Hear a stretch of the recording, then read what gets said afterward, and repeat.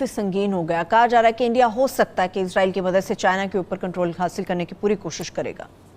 جو نظام کنٹرول کی جی بالکل جو 4-5 گنا بڑی طاقت ہے آرمی کے تناسب سے بھی, ایکوپمنٹ کے لیکن جو نظام پرچیز کرنے کی کوشش کر رہا ہے انڈیا اسرائیل سے, اس کے بارے میں بتائیے. جو کچھ مرضی وہ اختیار کرنے کی کوشش کر رہے. دیکھیے امریکیوں کی خواہش تو یہ ہوگی, ابھی واقعات کو ترتیب کے اعتبار سے دیکھ لیں. ابھی ریسنٹلی کیا کچھ ہوا.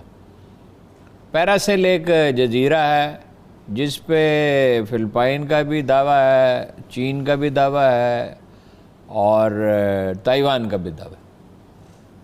اس کے قریب سے امریکہ کے جنگی بحری جہاز گزرے بڑے بحری بیڑا جس کو کہتے ہیں. وہ لگ بھگ 5000 آدمی ہوتے ہیں. اس پہ ان کے ریئر ایڈمرل نے, چینی نے بیان بھی دیا کہ یہ ہم برداشت نہیں کریں گے اور یہ ہزاروں آدمی اس کے نتیجے میں ہلاک ہو سکتے ہیں. یہ اب ہمارے علاقے میں آ رہے ہیں. اس کے نروز آزما رہا ہے. وزیر اس کو صحت کو تائیوان بھیجا ہے جس پہ چین نے احتجاج کیا ہے کہ آپ خلاف ورزی کر رہے ہیں جو ہمارے آپ کی مفاہمت ہے اس کی. وہ تائیوان پہ کلیم ہے ان کا, اور تائیوان ہمیشہ چین کا حصہ رہا ہے, ظاہر ہے. وہ تو چینیوں کی پالیسی نہیں ہے جنگ کی. لداخ میں مذاکرات ہو رہے ہیں, وزیر دفاع بھی ان کے جا رہے ہیں, شاید چلے گئے ہیں, وزیر خارجہ بھی جائیں گے انڈیا کے. لیکن چین یہ علاقہ خالی کرنے کا قطعاً کوئی ارادہ نہیں رکھتا. تمام شواہد یہ ہیں, انڈین میڈیا کہہ بھی کہہ رہا ہے, انڈین حکومت بھی کہہ رہی ہے کہ مذاکرات میں الجھا رکھا ہے ہمیں. ادھر وہ بار بار ساؤتھ چائنا سی میں شو آف فورس کر رہے ہیں. ایران کا بہت بڑا واقعہ ہو گیا ہے, اس کی سگنیفیکنس کو اب تک نہیں لوگ سمجھے. جس وقت یعنی انہوں نے یہ طے کیا کہ اس پہ مزید روایتی اسلحہ خریدنے کے لیے مزید پابندیاں لگا دی جائیں. 2 ایٹمی تنصیبات وہ نہیں کھول رہے تھے, تو اس کو چین نے اور روس نے ناکام بنا دیا, اور وہ دونوں تنصیبات ایران نے کھول دیں, جس کے بعد امریکہ کی کوئی پوزیشن باقی نہیں رہی. ٹھیک ہے. یورپی یونین نے بھی مخالفت کر دی, چین اور روس تھے ہی. پھر یہ کہ جب ایران چلا جاتا ہے چین کے ساتھ, یعنی ایک تو انڈیا نکل گیا نا, اس کا ایک حلیف جو پاکستان کو گھیر رہا تھا ایران سے اور افغانستان سے, افغانستان سے بھی نکلنا پڑے گا, کوئی چارہ نہیں ہے.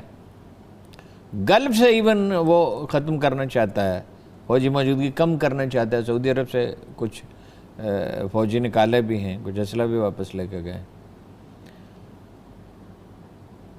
اور امکان پیدا ہو گیا ہے, اب میں حتمی طور پہ تو نہیں کہہ سکتا ڈونلڈ ٹرمپ کے ہارنے کا. جو بائیڈن کی پالیسی یہ نہیں ہوگی, جو دیکھیں صرف بہتر پالیسی سے ڈیموکریٹس نفرت کرتے ہیں. اور وہی نہیں, کالے, اب دیکھیے کہ وہ ایک متنازع معاملہ ہے کہ اس نے خودکشی کی ہے کالے نے, یا اس کو مارا گیا, لیکن ہنگامے پھوٹ پڑے نا, اس سے پہلے ہنگامے ہوتے رہے. مسلمانوں کے ساتھ جو سلوک ہے وہ ظاہر ہے. جو بائیڈن تو ایران کے ساتھ بھی اس کی پالیسی یہ نہیں ہوگی, چین کے ساتھ بھی اس کی پالیسی یہ نہیں ہوگی, اسلامی ممالک کے ساتھ بھی اس کی پالیسی پورا مختلف ہوگا. کافی چیزیں مختلف ہوں گی. دونوں نے اسٹیبلشمنٹ کا بھی رول ہوتا ہے, کافی چیزیں مختلف ہوں گی. اسرائیل کی حمایت تو وہ جاری رکھیں. امریکہ کیا چاہے گا؟ جو میں سمجھ سکتا ہوں, امریکہ جنگ چاہے گا ساؤتھ چائنا سی میں, اگر نہیں تو لداخ میں, تاکہ یہ بڑھتی ہوئی قوت جو ہے, چین کی قوت کیا ہے. چین نے پہلی دفعہ اپنی پوری تاریخ میں یہ پالیسی بدلی کہ وہ اپنی سرحدوں سے باہر نکلا ہے اور دنیا میں اپنا اثر و رسوخ پھیلا رہا ہے.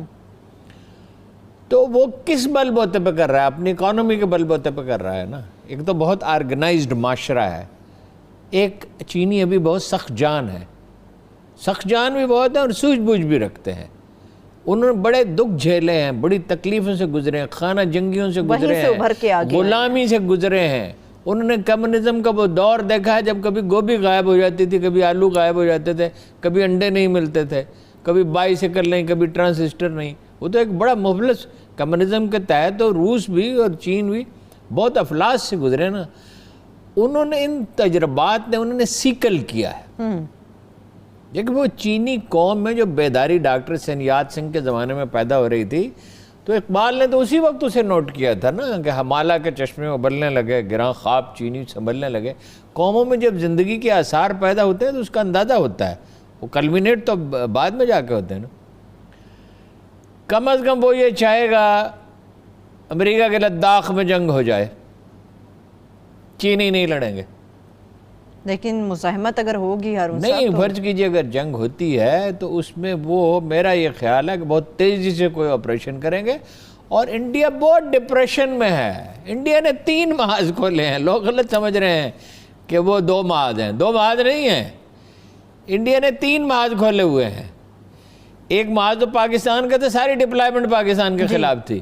یہ مجھے یاد ہے کہ پاکستان کا ہر آرمی چیف امریکیوں کو یاد دلاتا تھا کہ جب یہاں لوگ کہتے ہیں نا آپ کی پالیسی انڈیا سینٹر کا، یہاں بھی لوگ کہتے تھے، یہاں بھی جو لوگ امریکہ کے ہاں میں ہاں ملاتے ہیں، NGOs چلانے والے، پاکستان کی پالیسی انڈیا سینٹر کا، تو انہیں بتایا جاتا تھا امریکیوں کو۔ یا ایک یورپ میں ایک کانفرنس تھی، مجھے یاد ہے جن کینی وہاں گئے تھے، تو کہا جاتا کہ اسپیل باؤنڈ لوگ سنتے رہے جب انہوں نے ساری چیزیں ایکسپلین کی کہ ساری ڈپلائمنٹ تو دیکھو، ہوائی اڈے ان کے کہاں ہیں، ان کی فوج کی ڈپلائمنٹ کہاں ہے۔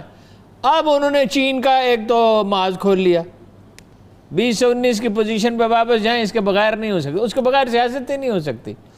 کشمیر میں 8 لاکھ فوج ہے، ریگولر فوج تو اس میں ساری کی ساری ریگولر نہیں ہے، دوسرے بہرحال آفٹر آل آرمی ہے۔ پنجاب میں انہیں آرمی رکھنی ہے، آسام میں رکھنی ہے، بنگال میں رکھنی ہے، علیحدگی کی تحریکیں، 3 محاذ کھول رہے ہیں۔ اگر اول تو چینی جنگ کو اوائڈ کریں گے، چینی ایک بڑی سینسیبل قوم ہے، لیکن اگر جنگ ہوتی ہے تو انڈیا کہاں گیا؟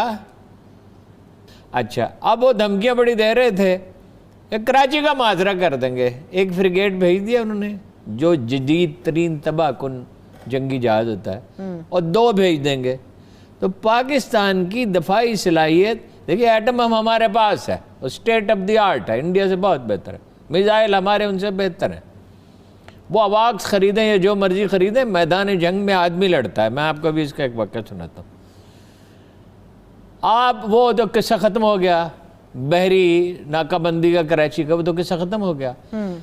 پاکستان، یہ عمران خان کے خلاف جب میں کہتا ہوں نا ایجیٹیشن نہیں ہو سکتا، اس کی ایک وجہ یہ ہے کہ پاکستان دفاعی طور پہ محفوظ ہو گیا۔ ہم ایک مصیبت میں ہیں، کرائسس میں ہیں۔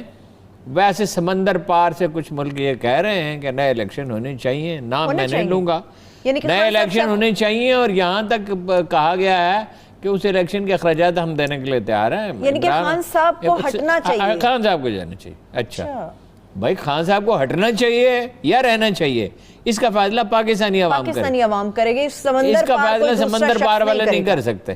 بالکل۔ اور یہ جو کچھ لوگ اچھل رہے ہیں، اس کی ایک وجہ یہ بھی ہے، بھائی کریں عمران خان کی ڈٹ کے مخالفت کریں۔ عمران خان کب کسی کو معاف کیا ہے کہ اسے معاف کیا جائے؟ لیکن سمندر پار جانے کا کیا مطلب ہے؟